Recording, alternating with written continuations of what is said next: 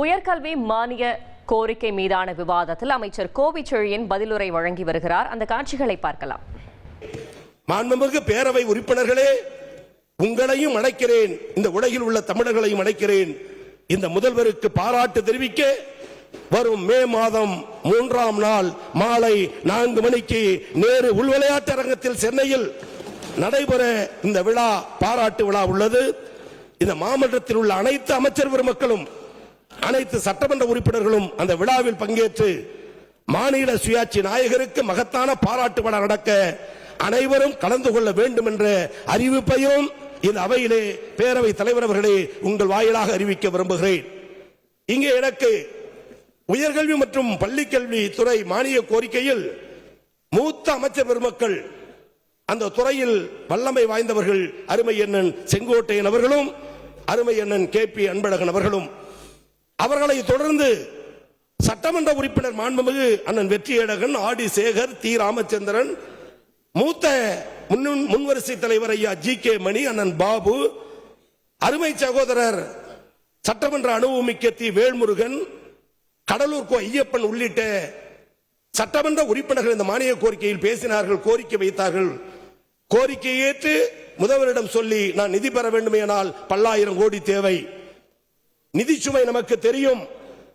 ஆனால் உயர்கல்விக்கு மாண்புமிகு முதலமைச்சர்கள் இந்த ஆண்டு 8494.10 லட்சம், அதாவது 8500 கோடியை உயர்கல்விக்கு தந்த முதல்வருக்கு என்னுடைய மனமார்ந்த பாராட்டுகளை, வாழ்த்துக்களை, நன்றிகளை தெரிவிக்கிறேன்.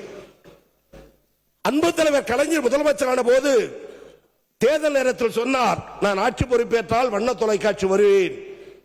கோட்டைக்கு வந்தார், அதிகாரிகள் வந்தார்கள், நிதித்துறை செயலாளர் வந்தார். நிதி சுமை எவ்வளவு இருக்கிறது என்று கேட்டார். அதிகாரிகள் சொன்னார்கள், வண்ண தொலைக்காட்சி கொடுக்கக்கூடிய வகையில் நிதி இல்லை, காலதாமதம் ஆகும் என்றார்கள். வாடி சுவன முகத்தோடு கலைஞர் சொன்னார், கஜானா காலியாக இருக்கலாம், கருவூலம் காலியாக இருக்கலாம், களஞ்சியம் காலியாக இருக்கலாம், என் மூளை காலி இல்லை என்பதை நாட்டுக்கு காட்டி வண்ண தொலைக்காட்சி வழங்கிய தலைவர் நம்முடைய முதலமைச்சர் கலைஞர் அவர்கள்.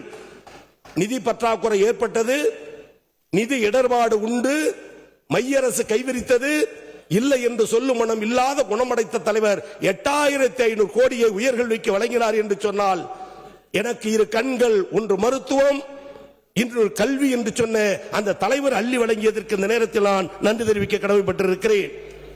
மாண்புமிகு பேரவை தலைவர் அவர்களே, கடந்த 10 ஆண்டுகள் அஇஅதிமுக ஆட்சி, 10 ஆண்டுகளில் அவர்கள் ஒதுக்கிய ஒட்டுமொத்த நிதி 36,785 கோடி, கிட்டத்தட்ட 37,000 கோடி. இந்த 5 ஆண்டுகளில் கழக அரசு அமைந்ததற்கு பிறகு தளபதி அவர்களுடைய அனுமதியோடு உயர்கல்வித்துறைக்கு வழங்கப்பட்ட நிதி 34,710 கோடி, அதாவது 35,000 கோடி. மீண்டும் சொல்லுகிறேன், 10 ஆண்டுகளில் 37,000 கோடி, 5 ஆண்டில் 35,000 கோடி உயர்கல்விக்கு முதல்வர் ஒதுக்கி தந்த நிதி. கடந்த ஆட்சியில் கல்லூரிகள் 40, பல்கலைக்கழக உறுப்பு கல்லூரிகள் 19, ஆக மொத்தம் 59. ஆனால் இந்த 5 ஆண்டுகளில் 21 கல்லூரிகள், கூட்டுறவுத்துறையில் 1, அண்ணன் சேகர்பாபு அவர்கள் அமைச்சராக இருக்கிற இந்து சமய அறநிலையத்துறையில் 4, இந்த ஆண்டு 11 என்று 37 கல்லூரிகளை இந்த அரசு திறந்திருக்கிறது என்று சொன்னால், நிதி சுமையிலும் புதிய கல்லூரிகளை தந்த முதல்வர் நீங்கள் தான். பேரவை தலைவர் அவர்களே, நான் முதல்வன் திட்டமும் புதுவை பெண் திட்டமும் தமிழ் புதவன் திட்டமும் இன்றைக்கு மாணவர்கள் சேர்க்கையை அதிகரித்திருக்கிறது. இந்தியாவில் அதிகம் பயிலுவர் எந்த மாநிலத்தில் என்று சொன்னால் அது தமிழ்நாடு என்ற முதல் நிலையை எட்டி இருக்கிறது. பல பல்கலைக்கழகங்களை கண்ட தலைவர் இந்த அரசும் இந்த ஆட்சியும். மாநில உரிமைகள் என்று சொன்னால் அதில் அகில இந்திய முகம் திராவிட முன்னேற்ற கழகமும் நம்முடைய முதல்வரும் தான். பேரவை தலைவர் அவர்களே, எல்லோரும் சொல்லுவது 2026 2026 என்று. ஆட்டு மந்தையில் 1000 ஆடுகள் உழவும் மேயும் வாழும், இறை தேடி அலையும் புல் தேடி அலையும். மாலை நேரத்தில் ஆட்டுக்குட்டிக்கு பசி அடித்தால் 1000 ஆடுகள் ஆட்டு மந்தையில் இருந்தாலும் அந்த குட்டி தாய்மடியை நாடிதான் செல்லும், தன் நாட்டில் பால் குடிக்கும். 5 அறிவு படித்த ஆட்டுக்குட்டியே தாய்மடியை தேடுகிறது என்று சொன்னால், இந்த தமிழ் உலகம், தமிழ்நாடு எங்கள் தாய்மடியாக இருக்கிற தலைவனே, தமிழக முதல்வரே, உன்னை நாடாமல் நாங்கள் யாரை நாடுவோம், யாரை தேடுவோம்? இந்த நேரத்தில் எல்லோருக்கும் எல்லாம், அனைவருக்கும் அனைத்து சமவாய்ப்பு வழங்க வேண்டும் என்று உயர்கல்வியை உயர்த்தி செல்லுகிற தலைவர் நம்முடைய திராவிட மாடல் முதல்வர். திராவிட முன்னேற்ற கழக அரசு அமையும் போதெல்லாம் உயர்கல்வி உச்சநிலையில் இருக்கும் என்பதற்கு என்னால் பல சான்றுகளை சொல்லிவிட முடியும். ஆனாலும் கூட வலதுபுறத்தில் இருப்பவர் தகவல் தொழில்நுட்பத்துறை அமைச்சர் அருமை அண்ணன் பிடிஆர் தியாகராஜன் அவர்கள். இறைபக்தி உடையவர், மீனாட்சி அம்மனை தொழுபவர், அவருடைய தாயார் அக்கோயிலுடைய அறங்காவலர் குழு தலைவர், தமிழகத்தின் முதல் ஜனநாயக முதல் அமைச்சர். திராவிட மாடல் நாயகனுடைய சாதனையை பார்த்தீர்களா? தமிழகத்தின் முதலமைச்சராக இருந்தவருடைய வாரிசு வீட்டு பிள்ளைக்கு பக்கத்தில் ஒரு ஓலை குடிசையில் பிறந்த எளிய தொண்டன் கோவிசெழியனை உட்கார வைத்து திராவிட மாடல் அரசு இதுதான் என காட்டுகிறாய் என்று சொன்னால் உன் மனநிலை, உன் எண்ணம், உன் உள்ளம் உயர்ந்தத்தக்கது. எங்கள் அண்ணனே, எங்கள் அமைச்சரே, நீங்களும் உங்களுடைய தாயாரும் மதுரை செல்லுங்கள், மீனாட்சி அம்மனை வணங்குங்கள். வணங்கிவிட்டு இந்த தலைவன் பல்லாண்டு வாழ வேண்டும் என்று உங்கள் மீனாட்சியை என் சார்பில் வழங்குமாறு கேட்டுக் கொள்கிறேன். இடப்புறத்தில் இருப்பவர் சுவாமியின் சுவாமி ஐயப்ப சாமி. போன் அடித்தாலே பள்ளிக்கட்டு சபரிமலைக்கு பாட்டுதான் ஒழிக்கும். அண்ணனே, ஐயப்ப பக்தனே, நீ கேரளாவுக்கு செல்லுகிற பொழுது, ஐயப்பனை வணங்குகிற பொழுது வணங்கு.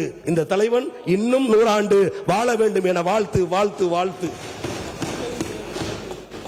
எதிரே அமர்ந்திருக்கிற முன்வரிசை தலைவர்களில் பகுத்தறிவாதி என சொல்லுவார் அண்ணன் பொதுப்பணித்துறை அமைச்சர் அண்ணன் ஏவா வேலு அவர்கள்.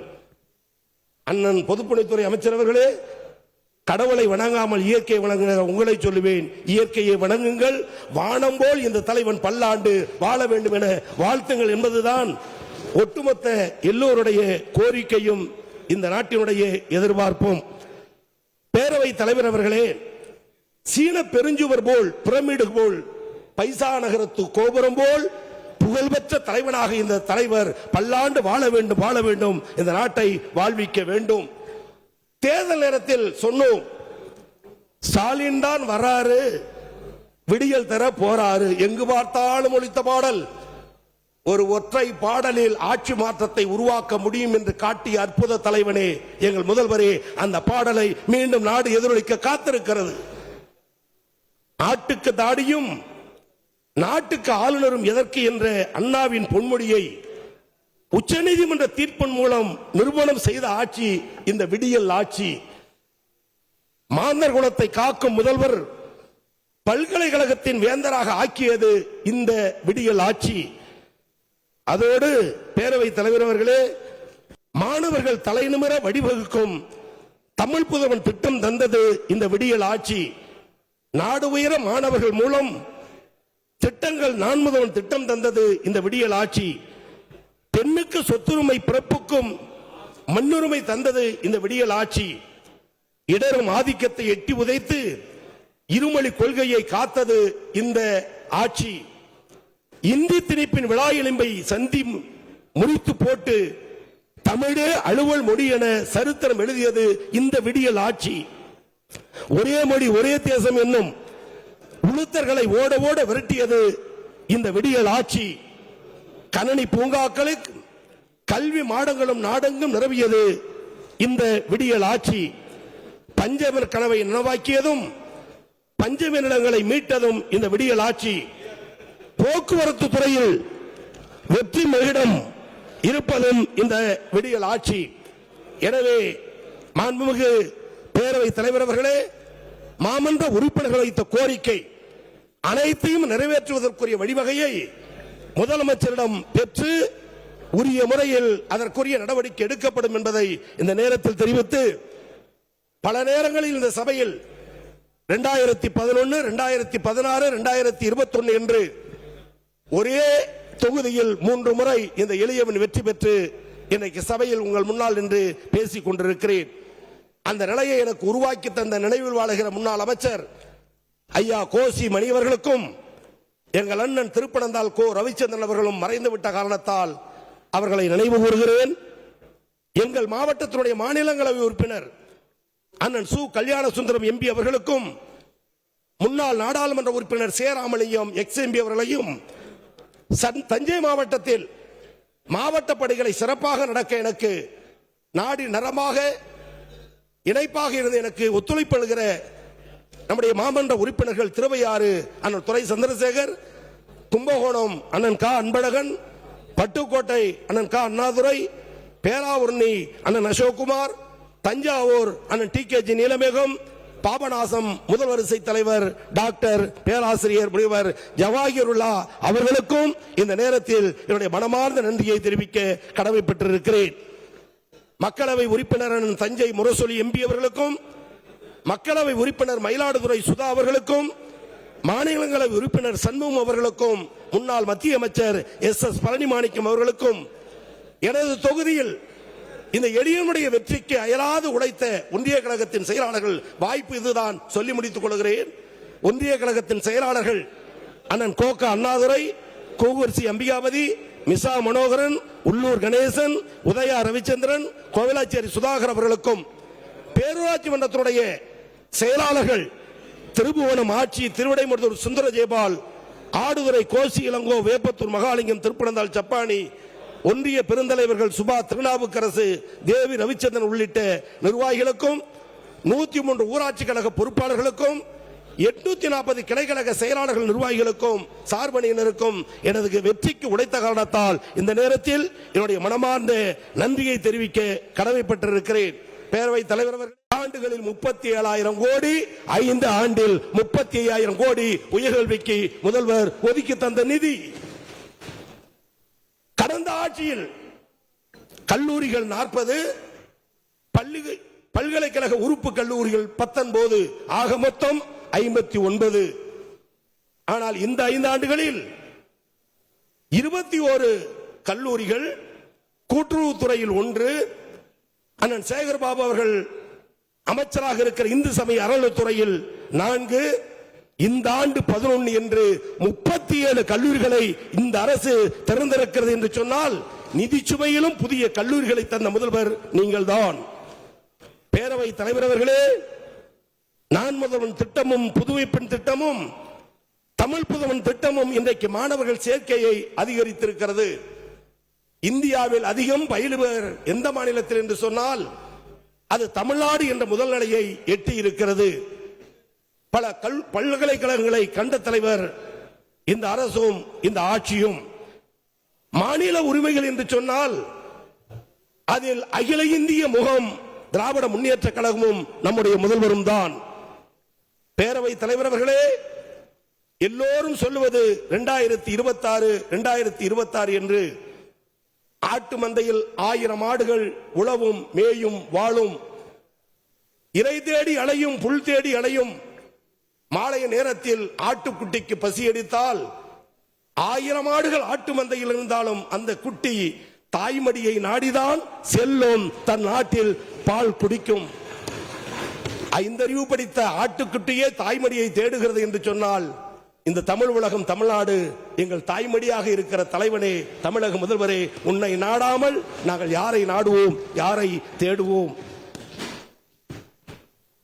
இந்த நேரத்தில் எல்லோருக்கும் எல்லாம், அனைவருக்கும் அனைத்து சமவாய்ப்பு வழங்க வேண்டும் என்று உயர்கல்வியை உயர்த்தி செல்லுகிற தலைவர் நம்முடைய திராவிட மாடல் முதல்வர். மாமன்ற உறுப்பினருடைய கருத்துக்களை ஏற்று இந்த அரசு எவ்வளவு பணிகளை செய்து முடிக்க முடியுமோ அவ்வளவு பணிகளை செய்து முடிக்கும் என்பதை இந்த நேரத்தில் எடுத்துச் சொல்லி, மாமன்ற உறுப்பினருடைய வெட்டு தீர்மானத்தை திரும்ப பெற்று என் கோரிக்கையை நிறைவேற்றி தருமாறு இந்த நேரத்தில் கேட்டு, அறிவிப்புகளாக புதிய பேரவை தலைவர் அவர்களே, அறிவிப்புகளாக ரூபாய் 300 கோடி நிதியில் தமிழ் மொழியின் தொன்மைக்காக இலக்கிய சிறைப்பனையும் இளைய தலைமையிடம் கற்றுக்கொண்டு சேர்க்க 200 கல்லூரிகளில் மாபெரும் தமிழ் கனவு நிகழ்ச்சி நடத்தப்படும். 39 அறிவிப்புகள் பேரவைத் தலைவர்களே, முத்தாய்ப்பாக 10 அறிவிப்பை நான் படிக்கிறேன். மீதத்தை அவையில் பதிவு செய்தாக ஏற்றுக்கொள்ள வேண்டும் என கேட்டு, தலா ரூபாய் 5 லட்சம் மதிப்பீட்டில் அரசு கலை அறிவியல் மற்றும் கல்வியியல் கல்லூரிகள், பசுமை தோற்ற முகப்பு மற்றும் ஒரே மாதிரியான கல்லூரி பெயர் பலகை அமைக்கப்படும். தலா 2 லட்சம் ரூபாய் வீதம் 5 கோடி செலவில் 252 அரசு கல்லூரிகளில் கலை திருவிழா ஆண்டுதோறும் நடத்தப்படும். சட்டப்பேரவையில் அமைச்சர் கோவி செழியன் பேசி வரும் காட்சிகளை தற்போது பார்த்தோம்.